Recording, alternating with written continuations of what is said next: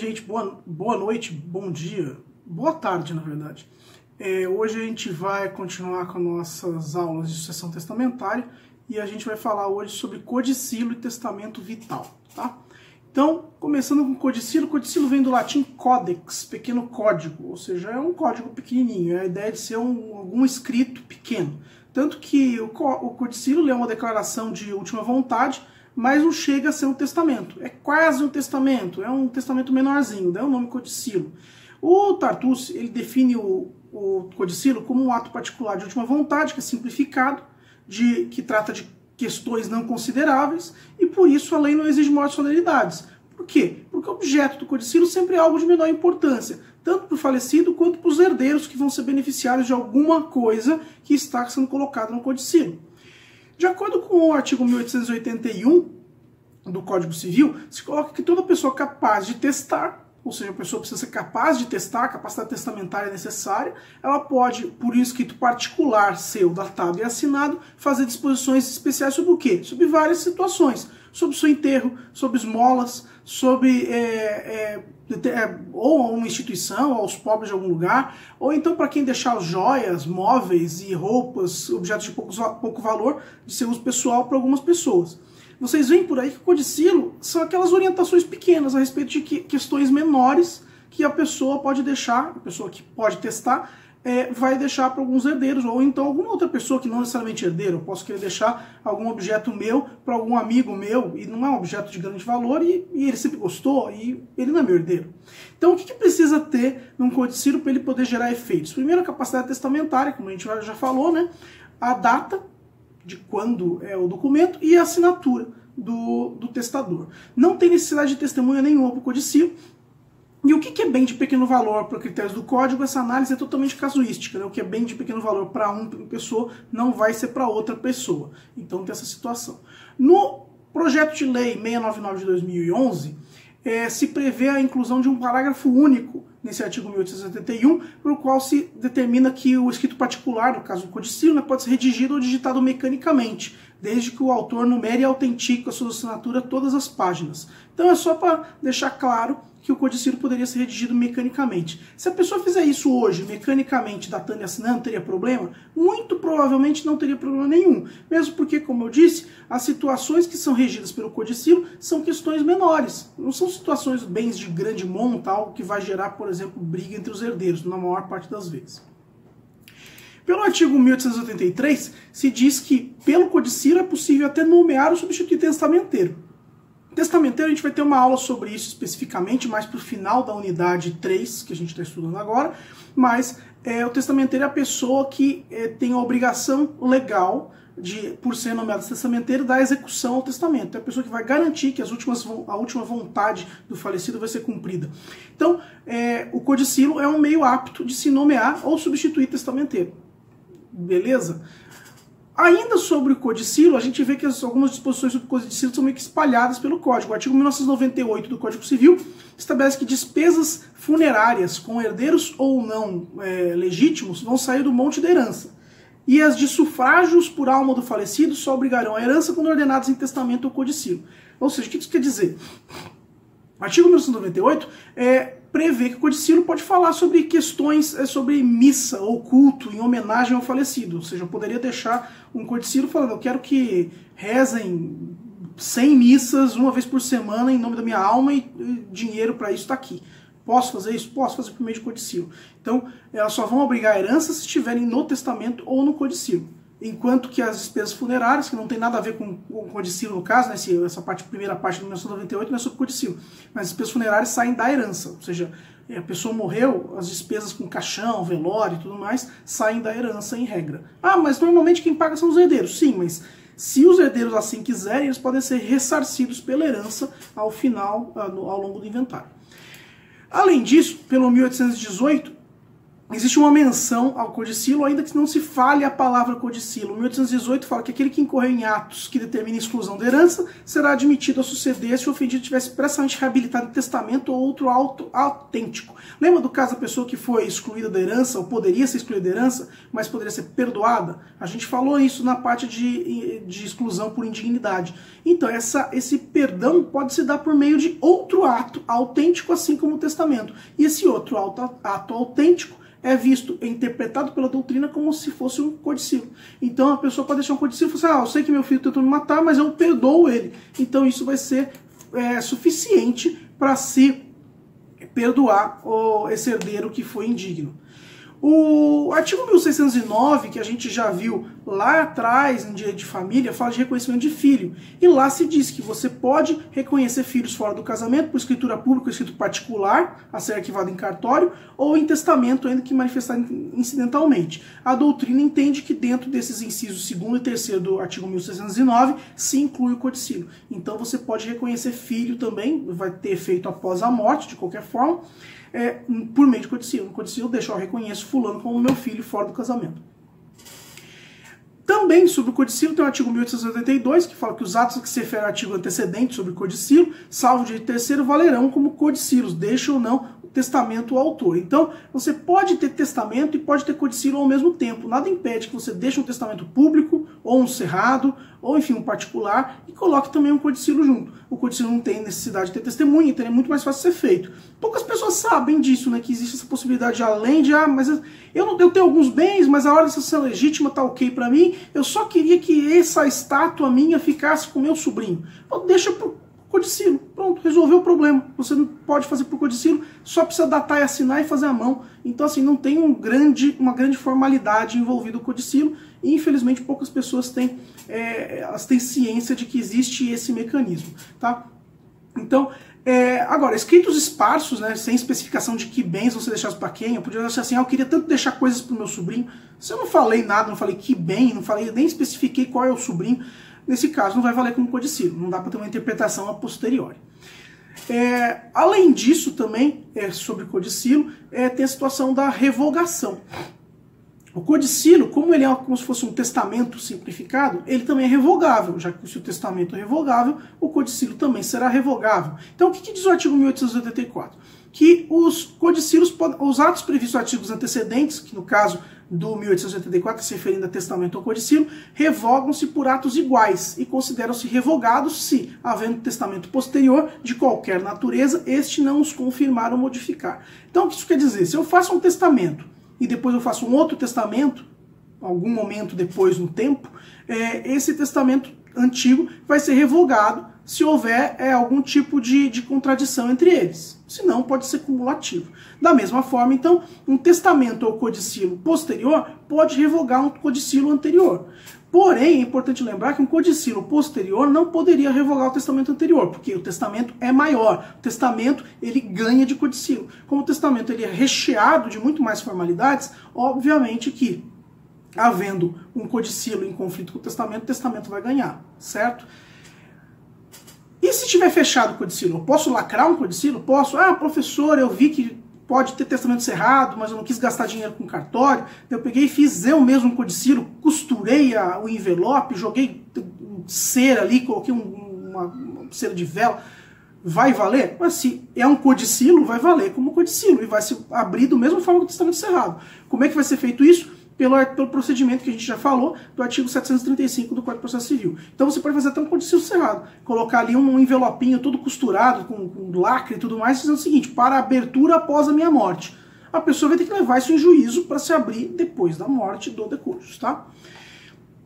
Com isso a gente fechou o codicilo, como eu falei para vocês, é algo bem tranquilo, e a gente já nessa mesma aula, nessa mesma matéria, a gente já entra em testamento vital. O testamento vital não é testamento, e assim, ele é o nome de vital porque trata da vida, né? Tanto que o testamento vital também tem o nome de testamento em vida, testamento de vie, living will. Então você tem vários jeitos de se tratar do testamento vital, que como a gente vai ver tem até críticas a respeito da terminologia. Mas o que é o testamento vital? O testamento vital é um documento no qual a pessoa determina qual o tratamento que ela vai ter ou não ter na ocasião em que ela estiver incapaz de manifestar vontade, por estar doente. quando ela estiver em estado terminal ou em estado incurável. Então, quando a pessoa, enquanto ela está manifestando vontade, ela vai poder decidir sobre o tratamento de saúde que ela vai ter. Agora, se ela está em estado de incapacidade para manifestar vontade, se ela deixa um testamento vital, ela vai falar assim, não, em certas situações eu não quero que mantenham os aparelhos ligados. Se eu tiver algum tipo de, se eu tiver, por exemplo, ter uma parada cardíaca, eu não quero que usem aquele negocinho que dá choque. Então, assim, pode-se colocar no testamento vital? Pode. Nada disso é proibido, a pessoa pode. Então a gente vai ver algumas situações, né? Existe um debate, né, se isso vai além da autonomia privada ou se isso poderia ser nulo, né? Fala assim, não, eu não quero ser revivido em certas situações. Vai depender do conteúdo do testamento vital. A análise então vai ser muito casuística, né? A pessoa pode avançar em nulidades, pode ser que ela exagere naquilo, né? Beire a eutanásia, que é algo que não é permitido no nosso ordenamento, ou pode ser que é simplesmente o exercício da autonomia privada. Eu não quero que me coloquem remédios que me façam sentir dor para desnecessariamente se eu estou em estado terminal. Eu prefiro que me administrem aí algum tipo de analgésico e eu morra em paz, sem precisar ter um prolongamento da vida desnecessário. A pessoa normalmente deixa isso porque sabe que os herdeiros muitas vezes querem manter a pessoa viva até as últimas consequências, na esperança de que aconteça um milagre. Mas isso é, enfim, decisão da pessoa. Então, para a gente ter uma terminologia, né, a gente tem a questão da eutanásia, que eu já mencionei, que é a facilitação da morte. A pessoa vai lá e coloca até um veneno nela mesma para poder morrer. Isso é eutanásia. Você também tem a distanásia, que é chamado prolongamento exagerado da vida, ou seja, a pessoa, se ela tivesse na natureza, ou se estivesse em situação normal, ela já teria morrido, mas por conta de um monte de aparelhos que se colocam no UTI, ela tem um prolongamento que é visto como exagerado. A vida vai além do que deveria e a pessoa sofre nesse meio tempo. E por fim a gente tem a situação da ortotanásia, que é o não prolongamento da vida. Na verdade, a ideia do testamento vital, na maior parte das vezes, é atender à ortotanásia. Eu não quero um prolongamento desnecessário da minha vida, porque eu vou morrer mesmo, então eu deixo morrer desse jeito. Essa seria a lógica do testamento vital. O foco do testamento vital nesse contexto é proteger a dignidade do paciente terminal e mesmo dos parentes desse paciente terminal, porque é dolorido para toda a família ver uma pessoa sofrendo por semanas, meses, anos numa cama de hospital e às vezes sem qualquer chance de melhora. O fundamento para o testamento vital, como a gente sempre sabe, né, não tem um capítulo sobre testamento vital no Código Civil. O testamento vital tem como fundamento o artigo 15, lá atrás, que a gente viu sobre parte geral. E o artigo 15 do Código Civil diz que ninguém pode ser constrangido a submeter-se com risco de vida a tratamento médico ou intervenção cirúrgica. É a ideia de que a pessoa não pode ser obrigada a prolongar a própria vida, sendo que, enfim, a expectativa dela nem seria viver muito mais tempo do que aquilo.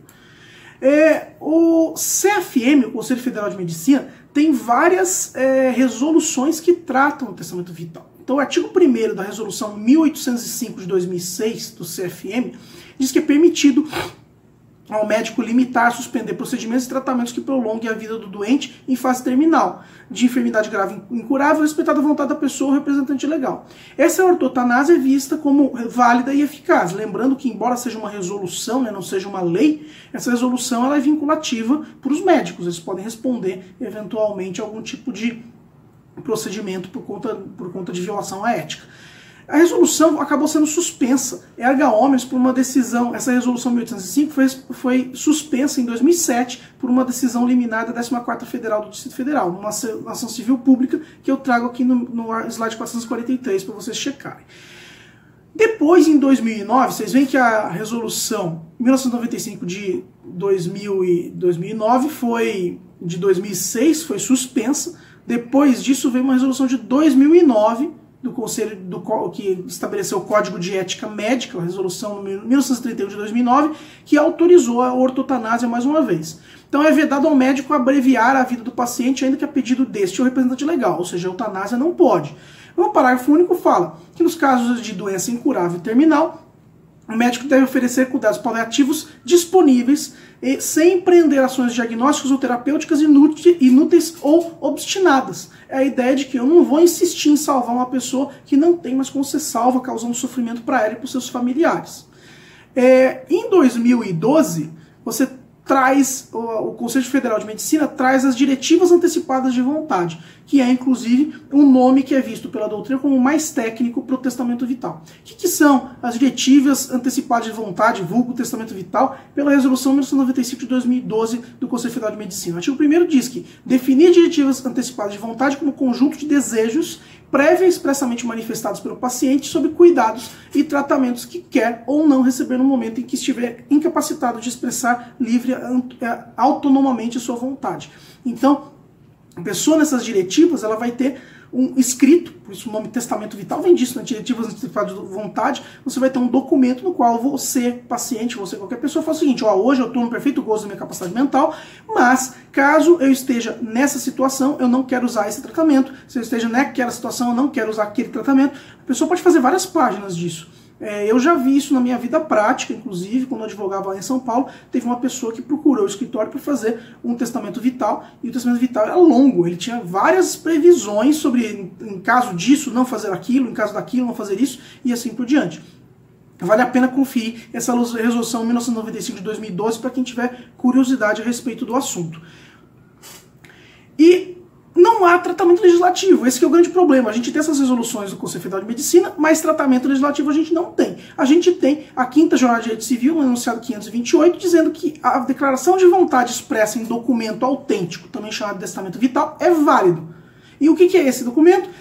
Nesse documento a pessoa estabelece disposições sobre o tipo de tratamento de saúde, se vai ter ou não tratamento, e sempre no caso de ela não tiver condições de manifestar a sua vontade.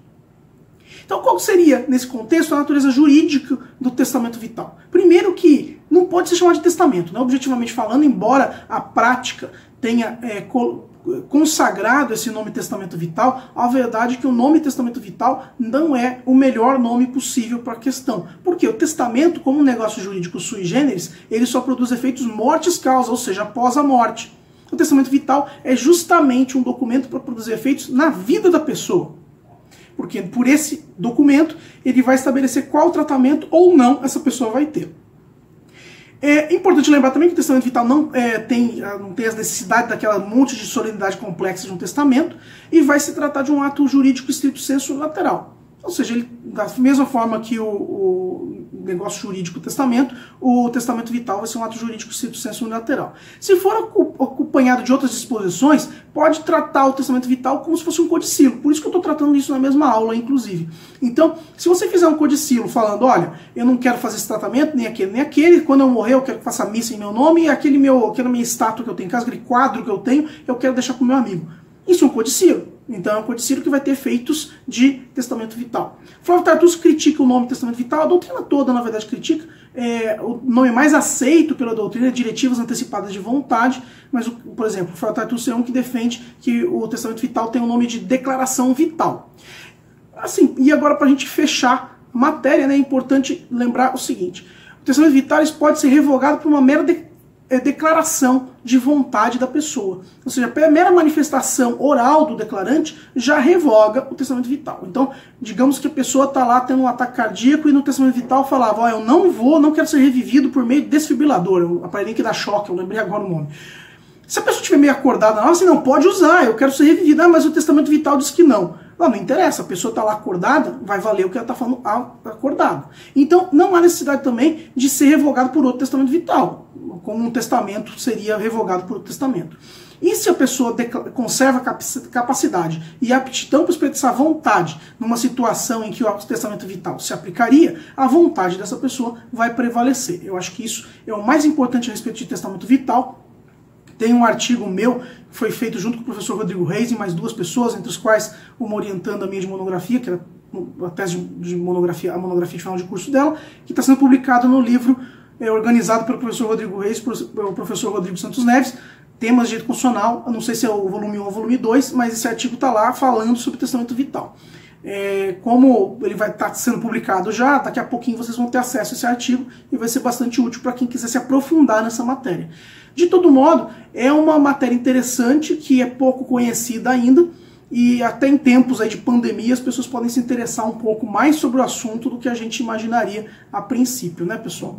Então, com isso a gente encerra a aula de hoje sobre codicilo e testamento vital, e depois entraremos em conteúdo interpretação do testamento. Até a próxima, galera!